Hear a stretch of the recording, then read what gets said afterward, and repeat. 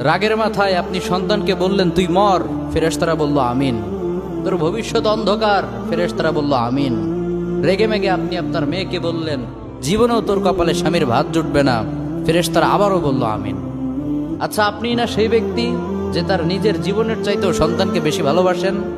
আপনি না সেই ব্যক্তি যে তার সন্তানের জন্য হাসতে হাসতে নিজের জীবনটাও দিয়ে দিতে পারেন? আপনি না সেই ব্যক্তি যে আল্লাহর কাছে নিজের চাইতেও সন্তানের জন্য বেশি দোয়া করে? তাহলে কি করে নিজের হাতে নিজের সন্তানের এত বড় ক্ষতি করতে পারলেন? Doesn't make any sense. Common sense বলতে কিচ্ছু নাই আপনাদের। আপনারা কি জানেন না আপনাদের রাগের মাথায় বদদোয়া করাগুলো ফেরেশতারা আমিন বলে?